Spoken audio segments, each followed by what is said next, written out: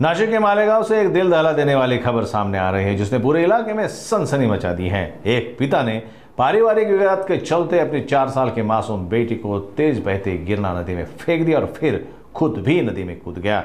यह चौंकाने वाली घटना तेहरे फाटा गिरना नदी पुल पर घटी, लेकिन इस कहानी में एक नायक भी है जिसने अपनी जान की परवाह किए बिना पिता और बेटी दोनों की जान बचा ली। यह घटना मालेगांव के तेहरे फाटा इलाके में घटे, जहां एक व्यक्ति जिसकी पहचान अभी तक सार्वजनिक नहीं की गई है, अपनी 4 साल की बेटी को लेकर गिरना नदी के पुल पर पहुंचा। बताया जा रहा है कि पारिवारिक विवाद के चलते उसने यह खौफनाक कदम उठाया। उसने अपनी बेटी को तेज बहाव वाली नदी में फेंक दिया और फिर खुद भी छलांग लगा दी। पल भर में दोनों की जान खतरे में पड़ गई।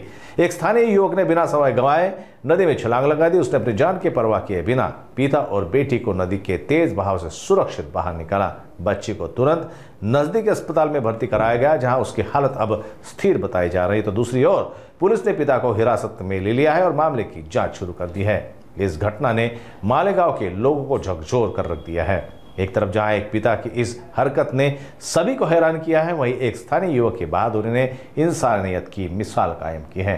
पुलिस इस मामले की गहन जांच कर रही है। नागपूर समय के लिए संवाददाता दादासाहेब उबाले की रिपोर्ट नाशिक से। उन्होंने आम्ही मित्रांनी ती मुलीला त्यांनी आदमत नदीत फेकून दिलं, तर आम्ही पाहिली, आम्ही पळत पळत गेलो, ती मुलीला वाचवलं आणि ती वाचवताना बाकी सगळे मित्रांनी आम्हाला सहकार्य केलं। पाणी भरपूर खोल आहे, तुम्ही बघू शकता पाणी किती खोल आहे। आज बरं, किती वर्षाची होती ती? 4 वर्षाची होती। तुम्ही येतं कशासाठी आले? आम्ही इथं गणेश कुंड बघायला जात होतो, तेवढ्यात माहिती पडलं, मग आम्ही उड्या मारल्या। श्याम अंकुश सोनवणे। आता अवस्था काय?